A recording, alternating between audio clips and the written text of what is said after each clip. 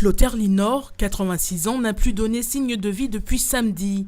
C'est ici, au quartier Malgré Tout, que l'homme vivrait dans des conditions visiblement extrêmes.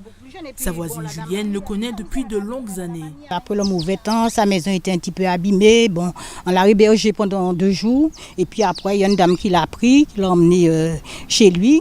Il a une famille. Bon, la famille qu'il a, c'est son beau-frère. C'est le mari de sa sœur. Mais c'est un monsieur qui est déjà âgé. Selon Julienne, l'homme avait souvent pour habitude de se déplacer à pied. Il y a des moments qu'elle faisait toute la route à pied. Ce sont des gens qui la connaissaient, qui lui donnent un stop. Ou des fois, bon, il fait toute la... Même son neveu qui l'ont rencontré, qui dit, monsieur Linor, bon, lâche ça au Kanye, c'est pas lâche pour sortir. Depuis Malgré Tout monter, j'ai gros monde à pied. Clotaire Linor était souvent aperçu sur ce bord de la route en direction du Gros Morne. Une habitude bien connue de ce Trinitéen, très proche de l'homme. Il descendait vers les 5h du matin, 5h30. Et le soir, il va monter vers les 17h. Et comme M. Linor le connaît, il m'a dit que ça lui fait un peu de sport. Mais on le sentait fatigué. Parfois, il se mettait dans la bibisque. En face de chez moi, c'est moi qui l'ai déposé au Gros Morne.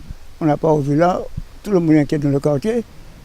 Dans la commune du Gros Morne, où l'homme avait ses habitudes, ce nouveau cas laisse les riverains dans l'incompréhension. Je trouve que c'est vraiment inadmissible dans nos communes comme ça, des disparitions comme ça. Peut être et puis aussi long, on peut retrouver, on ne peut pas retrouver. Mais quand même, je trouve que vraiment c'est très embêtant pour des familles. Au poste de police municipale aussi, la disparition de Clotaire Linor suscite des interrogations. Cet agent qui le connaît bien est totalement surpris par la nouvelle. On le rencontre souvent sur la route, toujours tout seul. C'est pas un monsieur qui est bavard, qui parle pas beaucoup. Mais pour moi, c'était pas quelqu'un qui avait un problème particulier, qui serait malade ou non, pas du tout. Puisque ça fait des années qu'il fait ce trajet. Aucun dispositif de recherche n'a pour l'heure été engagé. Cette nouvelle disparition vient s'ajouter à une liste déjà longue. Depuis le début de l'année, pas moins de 27 disparitions inquiétantes ont été signalées. Une grande partie d'entre elles concernent des personnes âgées.